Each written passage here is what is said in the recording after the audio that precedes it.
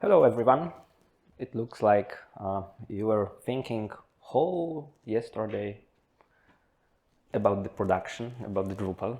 So this presentation will be for you. My name is Daniel. I'm from Cloud Panda and we do the infrastructure. We do the cloud infrastructure. I was working at Drupal for some time also, so some of you may know me. And today I would like to tell you a little bit about production environment. So we will focus mainly on Drupal, how to integrate Drupal with the production. We will focus on Kubernetes, which is used to deploy our application, and we will talk a little bit about the production, so how to integrate all of those things. Yeah, that's it. When thinking about the production, we need to think about a few points just to make sure that everything will be working, how to prepare our infrastructure to be resilient against, for example, for drop databases or other other things. They are laughing because one time I did that. We had production client and they had a database, and sometimes they did not have the database, so it was just a little bit mistake. Okay, so let's start with the production. We need to describe our expectations. What do we want from our environment? Basically, there are 4 points here. So first of all is stability. We don't want to stay with our infrastructure the whole time and looking, oh, maybe it will be working, maybe it will not working. We don't want to have any on-calls or something like this. So we want our environment to be stable. Also, we would like to have our environment highly available. So if something, sometimes always is going wrong. So it is good to be prepared for such situation. So we want our application to be highly available. So we need to have some kind of redundancy. Just for an example, when we are moving to cloud, our application should be deployed into several places. In AWS, mainly we are working with the AWS, and that will be in this presentation we will focus on AWS. So in AWS it is possible to deploy copy of our application into 2 availability zones, so that are physically different physical locations. Our application is deployed, for example, in Frankfurt in one data center, and the copy is in another one. Our application is in 2 places. If something will happen with the first location, we've got still the copy in another location. So we are prepared for any incidents related to the infrastructure. Also, it would be good to be resilient against traffic spikes. So if our application is getting more popular, it might happen that, I don't know, for example, we will buy some advertisement or something like this, and traffic will increase during the I don't know, some part of the day. A lot of people will come, and just we want to be prepared for that. So we need to think about traffic spikes. So some kind of autoscaling, maybe setting more power just to be prepared. And when we are working with AWS, we are using EKS. EKS is a service managed, AWS managed service, which offers us Kubernetes instance. I will tell you a little bit later why Kubernetes, but right now it is some kind of standard. What we are getting with EKS service is control plane. Control plane is a service which works with Kubernetes, which work for Kubernetes, and it has most it is most logic of the cluster here. So a control plane is responsible for keeping our cluster up to date to manage all of the nodes workers, and gives us whole logic related to the clustering. What we need to set up on our side is our workers. So logic comes from AWS, but we need to manage workers on which our application will be deployed. And there are three possibilities here. First one is Fargate. Fargate is a quite new service available in AWS, and it works as a serverless. So we don't need to have any infrastructure. Everything is managed by AWS. So we are not able to configure anything on such nodes. We even don't know how much compute power will be available on such nodes. We are just taking our deployment, goes to the AWS and tell, hey AWS, I would like to deploy my application which need 3 CPU and 8 gigabytes of memory. And AWS comes to us and tell us, oh, okay, Daniel, so I will deploy your application in Fargate, and we don't need to care about anything. Another one possibility is to deploy own EC2 instances. So we are going to prepare EC2 instance, virtual machine. We are configuring it so we can install some specific software which might be needed, for example, for custom applications. We need to take care about this infrastructure. We need to install security updates. We need to basically it's our own machine, so we need to take care about it. And the final one, which is used mainly by us, that are AWS managed EC2 instances. So there is the same thing like in second point. We've got EC2 instances, we've got virtual machines, so we know how many of those instances we will have, and they are available in our account. But the difference is that those instances are managed by AWS. So we don't need to care about security updates. We've got virtual machines, and they are working. We don't need to focus on them. So it's some kind of compromise between the Fargate, but also having instances in own account. Why do we want to have instances in our account? Because it is some kind of visibility. If you have machines on your account, you know how many of them are, how much resources every one machine has. So it is possible to estimate some costs and predict how our application will be scaling. And that's how it looks from the infrastructure perspective. And you may ask a question, hey Daniel, if you have, for example, 5 machines, how do you do that when you've got some kind of traffic spike, and if you will have no more power?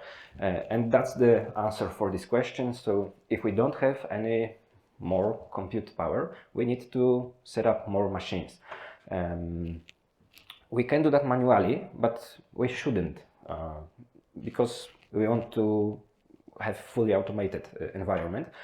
So there is a small tool which is deployed inside of Kubernetes, and it is called Cluster Autoscaler, AWS Cluster Autoscaler. This tool is quite simple. It is developed by AWS developers, so it's some kind of official tool. And these tools reacts for changing demand of compute power.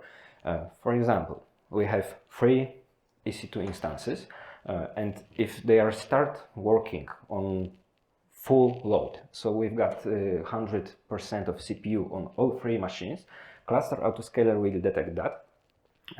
It is looking every, I don't remember right now, probably 10, maybe 15 seconds across all our AWS virtual machines.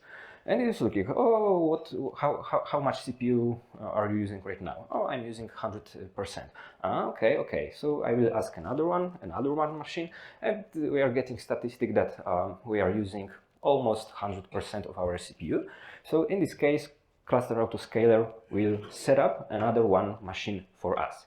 And this is also the answer why we are using AWS managed EC2 instances, because it's easier to set up. Autoscaler just gets the ID of image, and EC2 instance is automatically provisioned because we've got a higher load. Basically default settings in Autoscaler are set probably to 80% as far as you remember. If we are getting more than 80% of CPU, the cluster will provision additional machines. Of course, we need to specify how many machines we want to have at the top, just to avoid huge costs. So, for example, by default there are 10 machines. So if we will scale up to 100% when we have 10 machines, there will be no more scaling. And as I told you, Cluster Autoscaler is quite simple tool. It's really simple but useful. If we need some kind of more, let's say, intelligent scaling, I can recommend you, for example, Carpenter, which is also open source tool, but it is more complex. It is, for example, to scale with Carpenter machines based on items on queues or based on some cache entries. So if you need more complexity, it is also possible. More info about scaling below. There is a link. You will probably be able to get this presentation. So it is nice if this topic is interesting for you. You can get more info on the Drupal.org site. And that's how it looks from the infrastructure perspective. We just deploy Kubernetes cluster, and the magic happens inside. But we also need to prepare our application, so Drupal in this case, to be ready to work with such environment. Production is quite different than the local, the development, the staging, because we need to focus on those things which I told you at the beginning. So for example, we need to tune a little bit our application.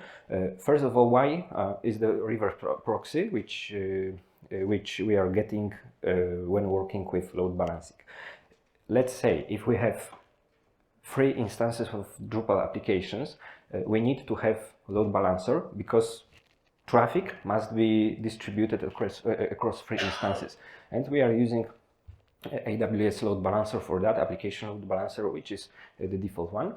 Kubernetes is also configured to work with ALB, and we need to prepare our application to be able to work with reverse proxies. I will show you how.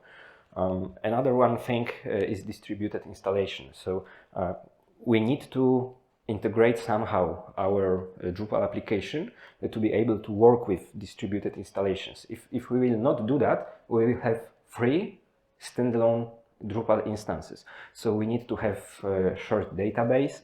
It would be good to prepare some kind of shared file system. Just imagine a situation that we've got 3 separated instances, and user comes to us. He's going to upload an avatar or some kind of file. File is uploaded.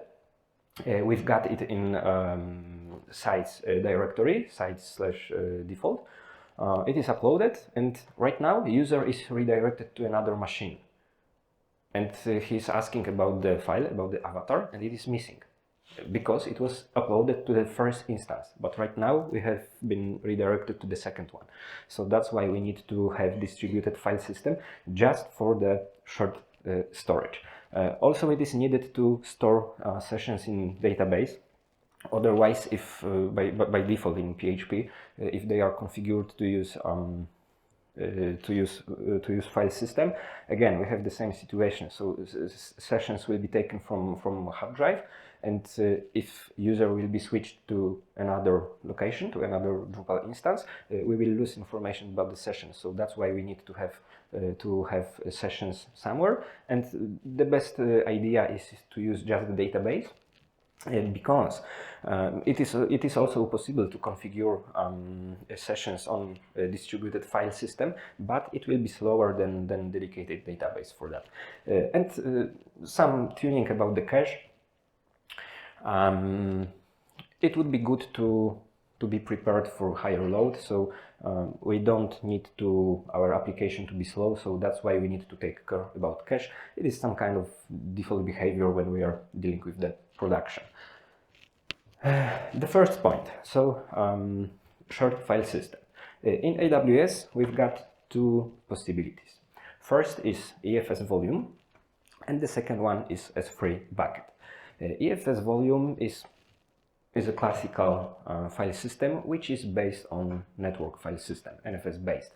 It is possible to mount such volume and use it just like standard volume in Linux environment. So we are getting address of our EFS volume, we are mounting it in operating system, or we can also use native EFS CSI driver. CSI drivers are some kind of extensions built into the Kubernetes, and then it is possible to mount such volume directly into the container which is deployed in AWS, in EKS, in Kubernetes.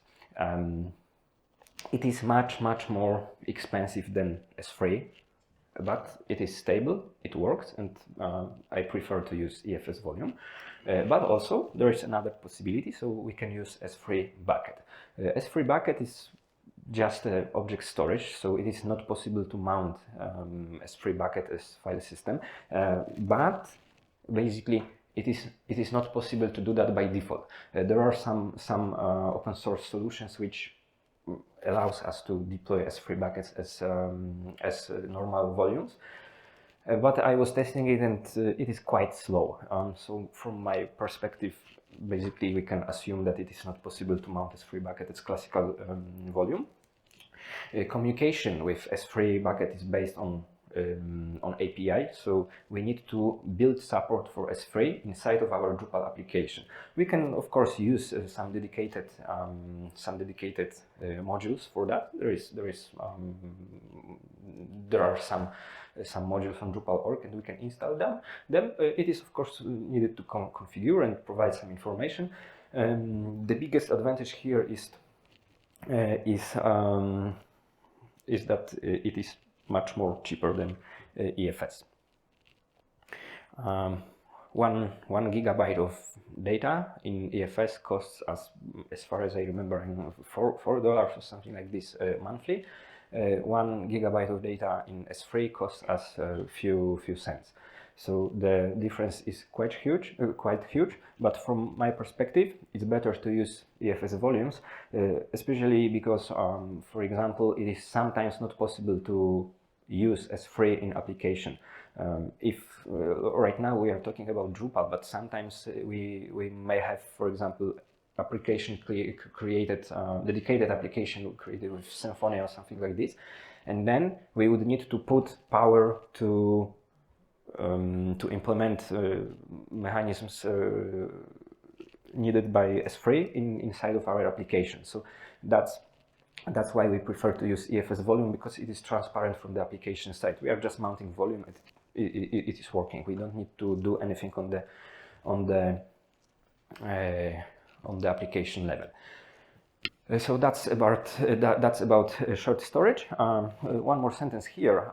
When we work with Drupal, we are just mounting EFS volume as we are just mounting public and private files. So we've got two separated EFS volumes, one for public, one for private, and it is mounted, and it works. Regarding the reverse proxy, we need to keep an eye on our Drupal site. So if we are using reverse proxy, load balancer here, all of our users are distributed across few different machines. And just the question here, so what is the original IP address of visitor? If we use the load balancer, we don't see IP address of our users, we just see IP address of our reverse proxy.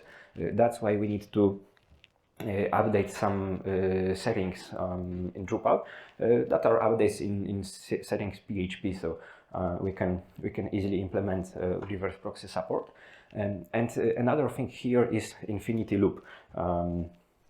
You may have infinity loop when our application is hosted over SSL.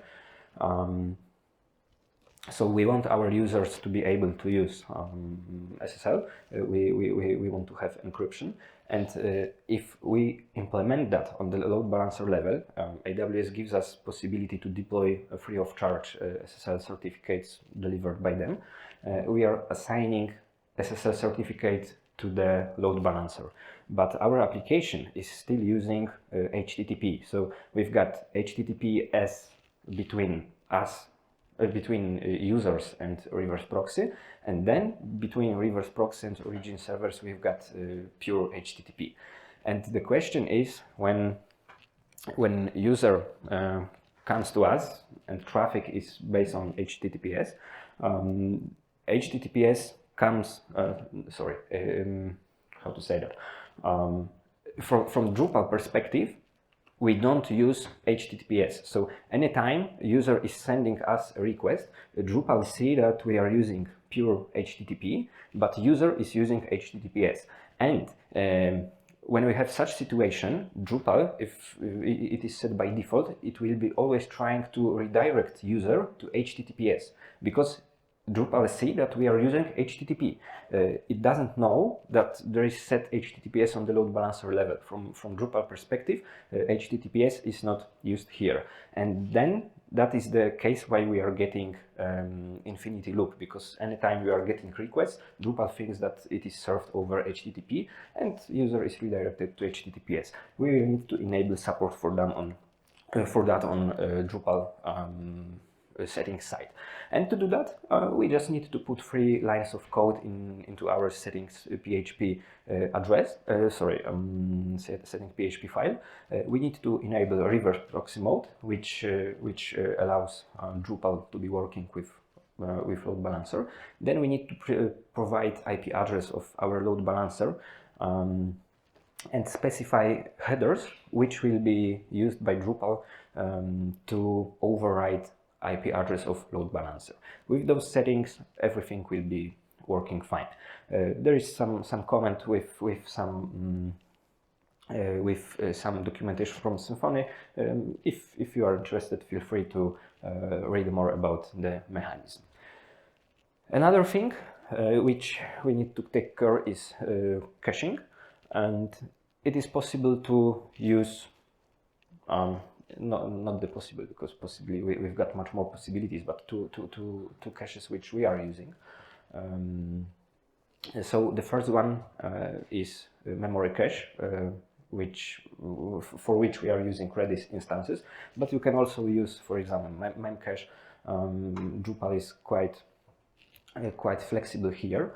And what is the purpose of caching, memory caching? So when we are working with application, it asks a lot of data from the database. Databases are expensive and are not so fast. So anytime we have some expensive database queries, we need to ask database and wait for the data. And here comes the Redis, which cache our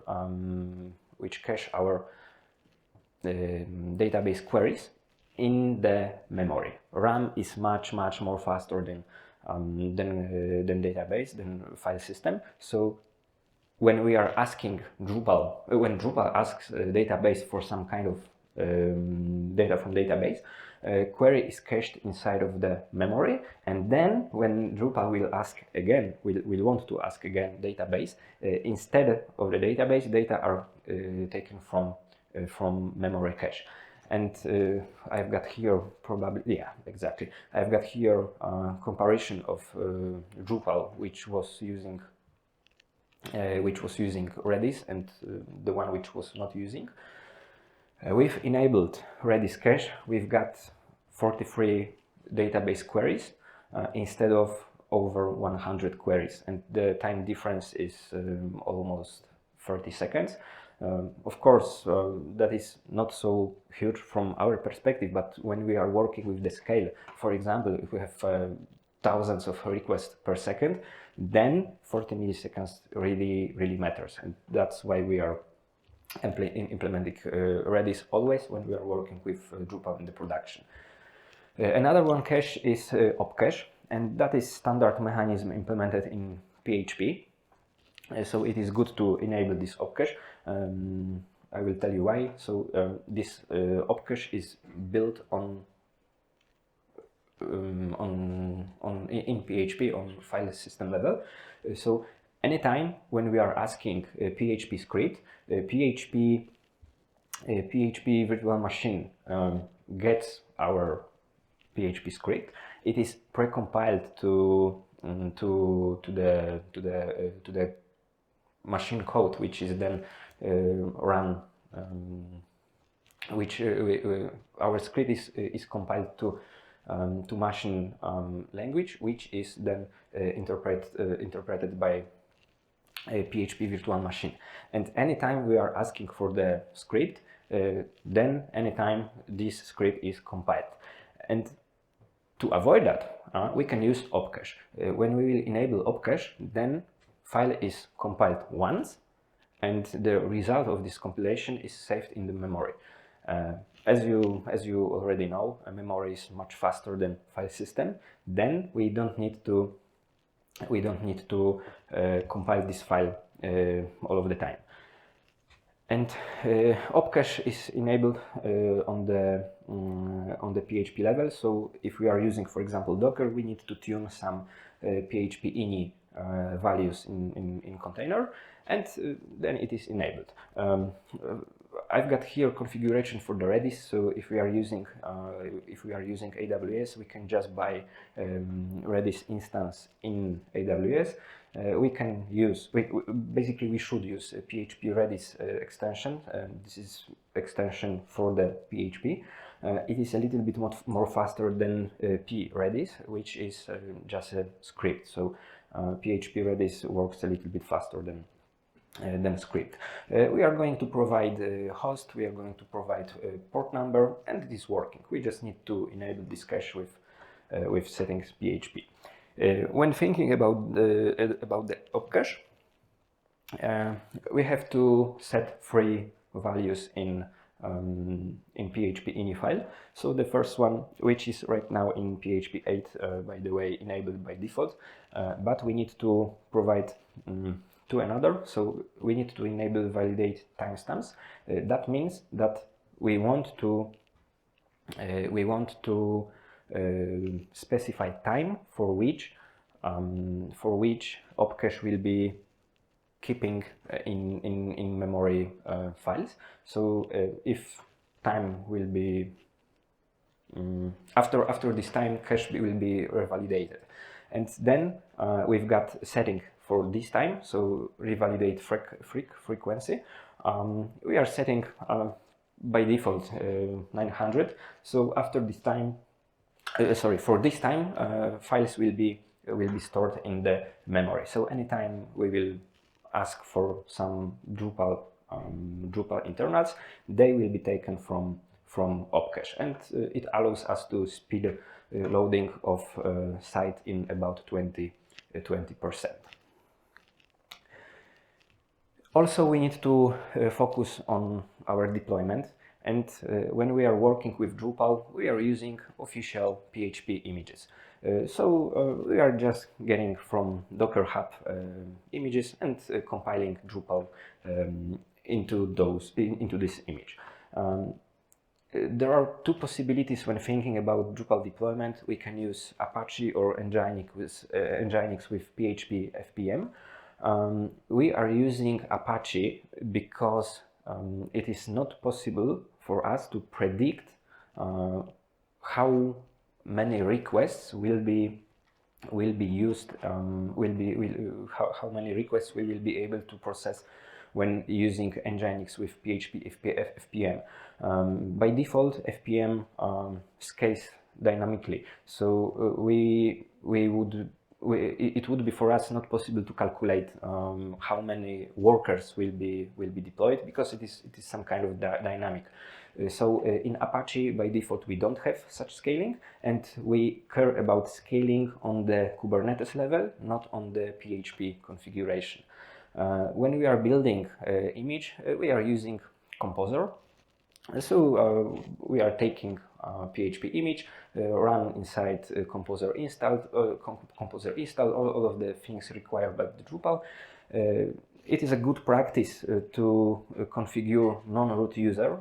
It is not required, but it is good to do that. So to make sure that our application will be using some kind of www data or something like this user. And then finally our image is pushed directly to the Elastic Container Registry, which is Docker Hub deployed by AWS. So we've got our images in private repository, which is not exposed to the public.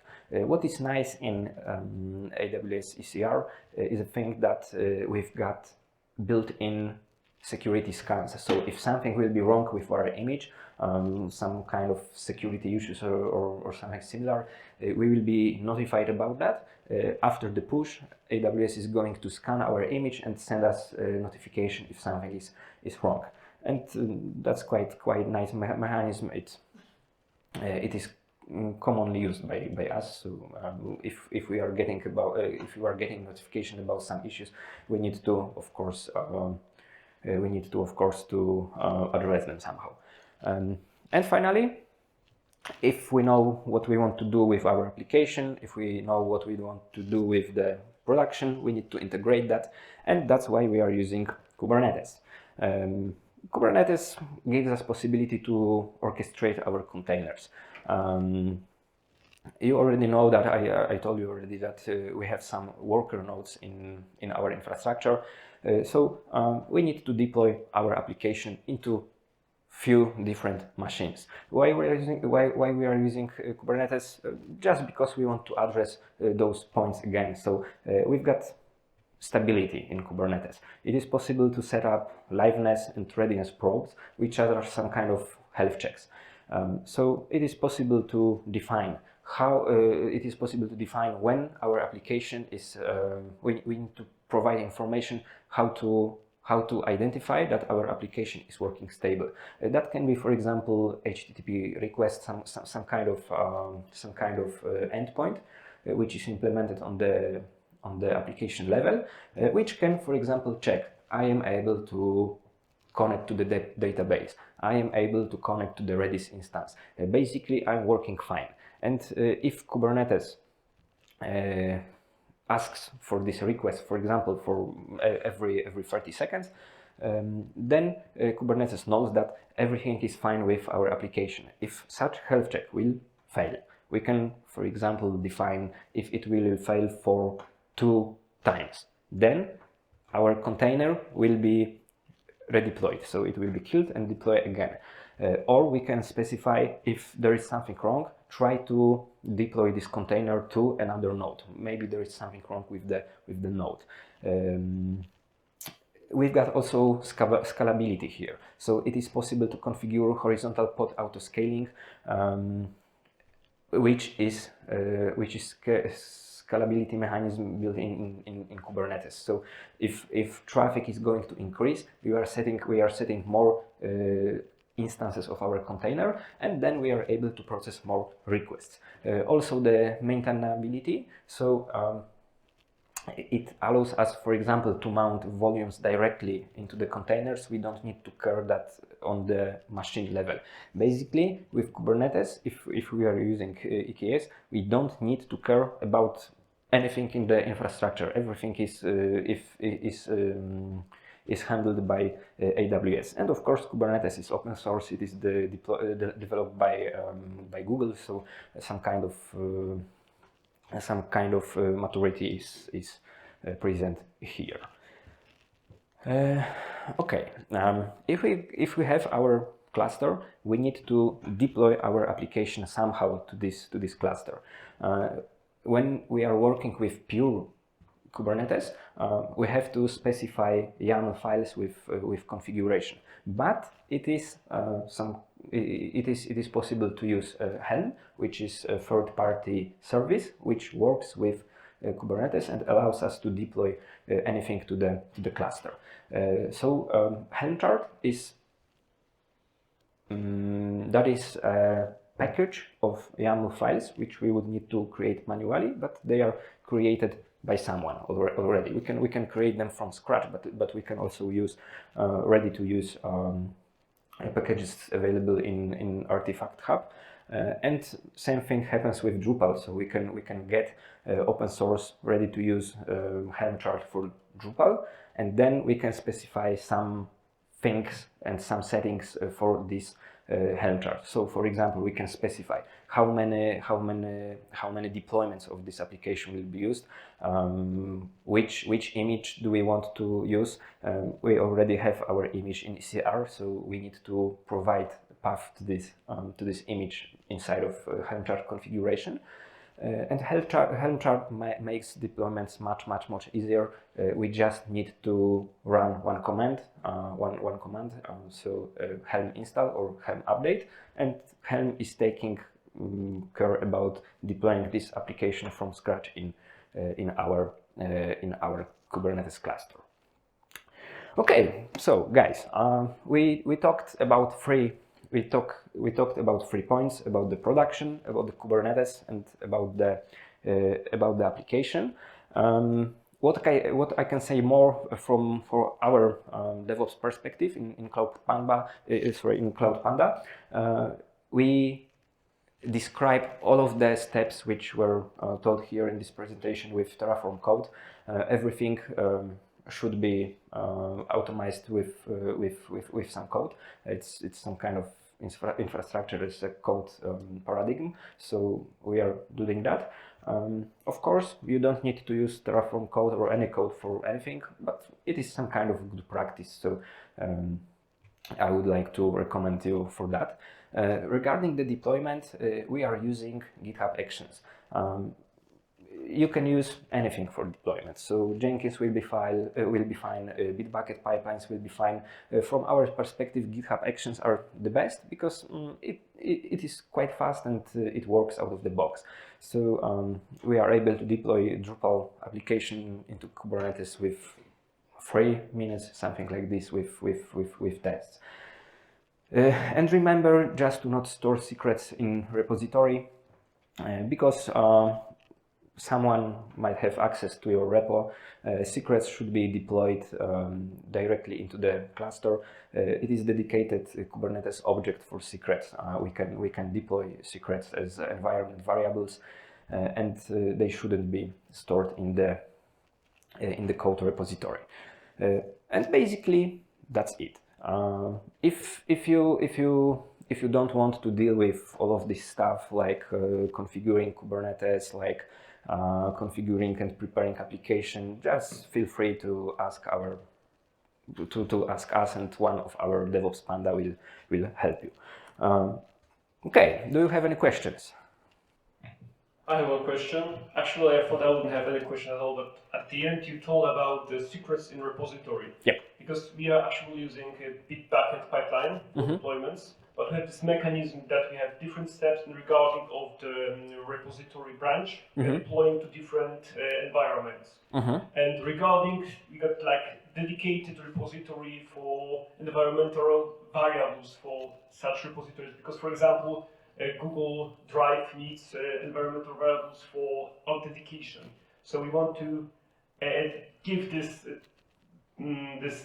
credentials to the deployed environment. So we are taking the data from the repository and the file which correspond to the branch.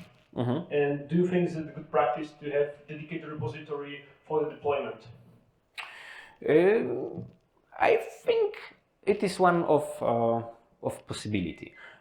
From my perspective, we are using one repo for the code and same repo for the pipelines.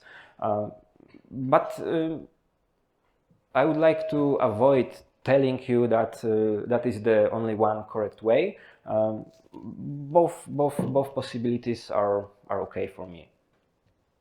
And regarding the secrets, I can tell you a story here. We had one client who came to us, and he had also a repository with some secrets. That was dedicated repo which was checked out during the deployment process. And someone, they don't know who, changed the visibility of this repo, and this repo started to be public. They needed about, I don't know, 2, maybe 3 hours when the bots from Chinese saw their repo. Repo was deeply scanned by Chinese bot, and after a month they realized that there is something wrong, because they normally paid I don't know, $200-300 per infrastructure, and after this month they got message from AWS, hey client, you should pay right now something like 10,000 or something like this. And they asked, hey, why Amazon, what you changed? And that happened that repo was unattendedly short, and Chinese bots deployed a lot of EC2 instances with Bitcoin miners. So finally they got a huge bill, and that's why we shouldn't have any secrets in repository, just because sometimes something may happen. That was private repo, and it is working quite long, and it was fine. But someone has changed something, and poof, we've got it. So it's better to use some kind of vaults or something like this. There are dedicated tools for that. In AWS, it is possible, for example, to use a config manager. So some kind of service offered, probably in price as far as I remember, when we can specify secrets and inject them into build process. Okay, anything else? Okay, guys, so that's all from me. Thank you very much, and have a nice day.